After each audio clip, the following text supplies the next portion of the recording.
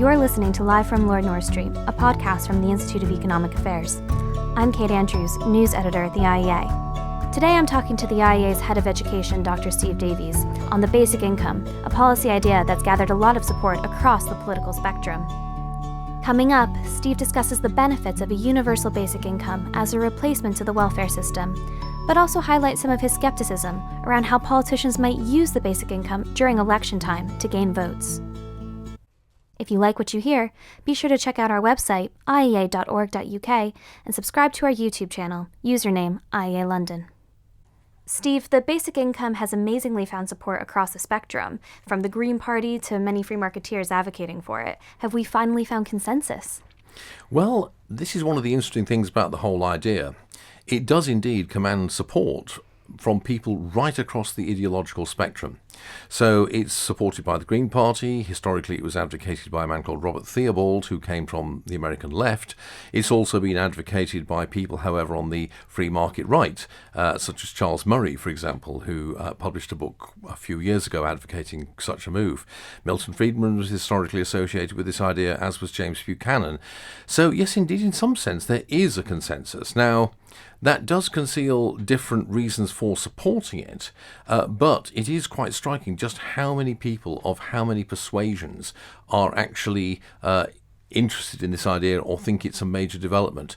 That partly reflects a shared perception that the welfare system we have, and in particular the version that we have in the United Kingdom, which is dominated by the use of means-tested benefits and income supplements, is proving to be counterproductive and actually disadvantageous for the recipients of the system rather than a benefit to them. So people from both left and right are very struck by the way in which it, for example, creates very powerful perverse incentives so that it just does not make sense for people to increase their income or even take a job at all if they're in receipt of some kind of means-tested benefit. The way in which it extends control by the state over welfare recipients. This was a point made many, many years ago, for example, by the Trotskyist author Bill Jordan, who wrote a series of very interesting books about what was wrong with the present welfare system, and he again was an advocate of a basic income as a means of replacing it. So there's that general negative perception, but there's also, I think, on both sides, a positive perception, a view that there are all kinds of positive reasons why you might want to move towards a basic income. And it's also seen as being a response to a number of more recent developments. Above all, the rapid growth of automation and artificial intelligence and the perceived disappearance of a huge range of commonly existing jobs without anything really replacing them. If that is the case, then there does come to be a question about how for the cycle of production and consumption to continue, you distribute enough income to people for them to purchase the products that are being produced, given that this will no longer be done through the wage system. So there's all those different reasons why people across the ideological spectrum like it. And in one sense, yes, there is indeed a consensus. Interestingly, of course, it's also being tried out in many parts of the world. This is definitely a public policy idea that has begun to reach the threshold of widespread acceptability. So there have been experiments in Canada and in India, for example. There's a very significant experiment being tried in Finland at the moment. And bearing in mind how these go, it may well be that sooner or later, and probably sooner rather than later, we'll see a major move by a significant country to actually roll this out as a national policy. The crucial thing to realise is that for all advocates of a basic income, it's meant to replace all of the existing state benefits. That's a crucial point. It's meant to replace unemployment benefit, sickness benefit, income supplement, disability benefit, old age pensions, the whole lot, in fact, in other words. That's the whole idea. You take all of the spending that the state currently does on various kinds of income transfers and you roll them up into one single payment, the basic income. A lot of this makes sense. The current welfare state can often be mistaken for a nanny state. I think many on the right feel very uncomfortable looking at people who are poorer and watching them be told what they can buy, where they can live, what they can do. So in that way, the basic income gets around that issue and gives poorer people back some of that autonomy. Yes, it gives people autonomy in all sorts of ways, actually. It means that you're no longer being controlled by the state giving out welfare and then attaching strings to it, which is almost inevitable if that's the system you have, because for good reasons, the taxpayers want to know that their money is going to be spent in a way which they approve. It gets away from that. It also creates autonomy in other ways, which people on the left are very keen on, but which I also support. So, for example, one of the effects of a basic income is that it gives people the ability to choose not to take certain jobs. So it means that it gives what is known in the American vernacular as screw you money, if you will. You have the ability to refuse to take on certain kind of jobs if the condition or the pay is simply really bad or very poor.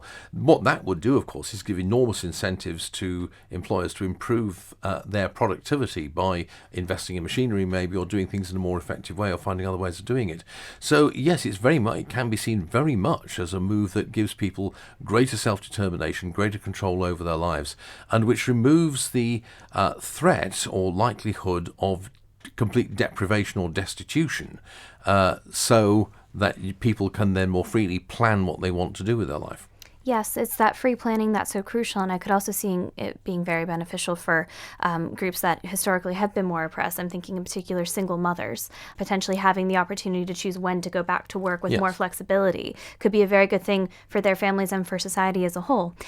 So we've spoken quite fondly of the basic income, but Steve, I'm under the impression that actually you've gone from being a big advocate of it to being a bit more skeptical, not rejecting it, but more skeptical. So how did that transition take place? Yes, before I explain my own intellectual position and odyssey, so to speak, it's worth saying that just as there are people across the ideological spectrum in favour of the idea of a basic income, there are people across the ideological spectrum who dislike it.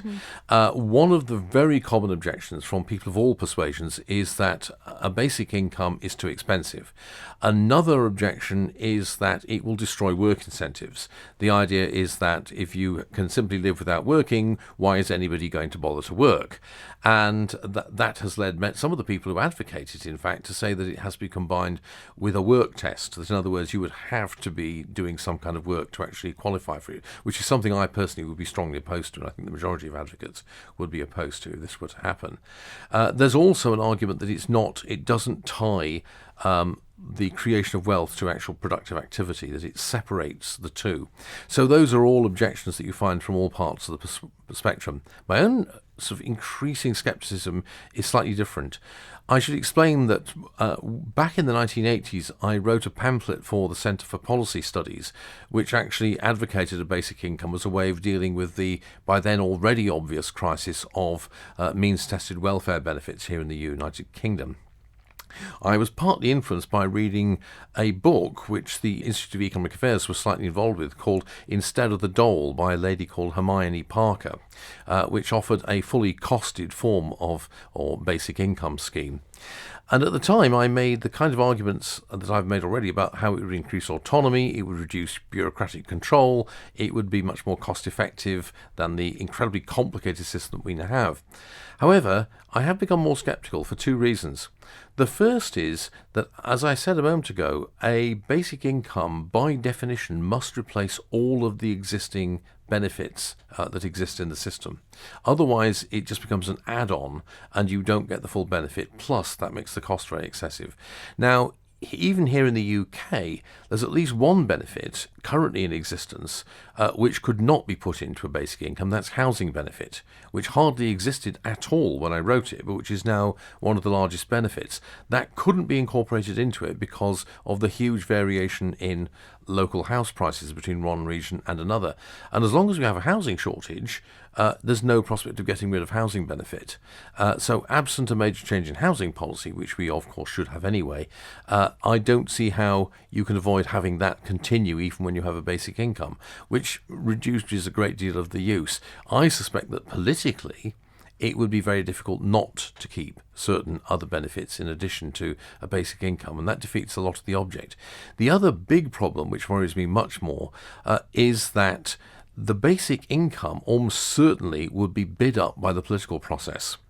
The problem is that almost inevitably politicians would face very, very strong incentives when it came to election time to offer a higher level of the basic income than their rivals. And almost certainly this would lead to it to be bid up, and all very likely bid up to a point where it would start to have very significant negative effects on the economy as a whole, macroeconomic effects of one kind or other. So although I'm still attracted to the basic idea, I'm increasingly doubtful about what you might call the politics of a basic income. And I think that therefore, in order for it to work, it would have to be made part of a constitutional settlement, so that it would not become part of the regular 2/4 of everyday politics. And of course, achieving that is very, very difficult because it requires an extremely wide consensus across society at the outset. We've already seen that kind of politicalization with things like the national living wage. The minimum wage was one thing set by the Low Pay Commission and monitored by the Low Pay Commission to try to adjust with how businesses would react. But then Chancellor Osborne brought in the national living wage, and so every time you got a new election, you would naturally Precisely. see. And so that certainly could happen with the basic income. That Yes. is definitely a concern. And if I could add, another problem is, for example, the one that came to light during the recent referendum in Switzerland on whether or not to introduce a minimum income guarantee. And the issue there was the fear that it would be given not just to Swiss citizens, but to anyone resident in Switzerland. And the great fear was that then if Switzerland did this on its own, it would lead to massive immigration into Switzerland, which already, by the way, has the highest proportion of foreign-born inhabitants of any country in Europe, or indeed the whole OECD. And what that also reveals is the rather destructive way in which a minimum income guarantee could play out against the politics of immigration and popular movement. It would almost certainly be defined as a citizenship good, and this, I think, would raise, again, all sorts of difficult issues. The obvious question is, what's the alternative? And I think the alternative that, again, would be put forward by people across the spectrum is to rather actually go back to a strictly contributory system where welfare entitlements and transfers are based upon prior contributions made to some kind of collective fund. This is the system that William Beveridge introduced in the Beveridge Report, and it was meant to be the dominant system, and it was indeed up until the 1970s in the UK. And it's the system, or the view of the system, I should say, that still commands overwhelming popular support in the UK. That's the obvious alternative. There are obvious problems with that as well. In particular, the problem is that it doesn't deal very well with the different work-life experiences of men and women, which still remain significantly different. And it doesn't deal with the problem of how to deal with the situation of people who have low pay from work or who have some other problems in getting an income, which isn't covered by some kind of collective insurance scheme, which that sort of system is. So that's why that has problems. But that's the other alternative that people often put forward to a basic income. I just still find it so fascinating that in a time of great political division, there is somewhat of a consensus when it comes to things like welfare reform, coming from the left and the right. And in that sense, it seems like it shouldn't be an idea that's abandoned, although clearly, as you've highlighted, there are some issues around it. Yes, I think this is true. And I think that means this is, in one sense, a great political opportunity for political entrepreneurs, because this is an area where it may well be possible to build a quite wide-ranging public consensus around a significant policy amendment, if you like, introduction of new policies and a subsequent policy regime.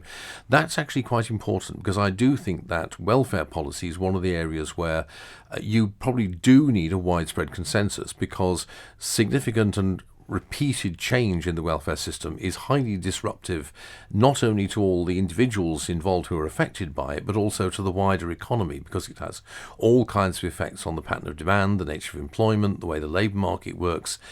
So it's much better to have a very wide-based agreement amongst parties from different political and philosophical standpoints as to what the welfare system is and how it should work.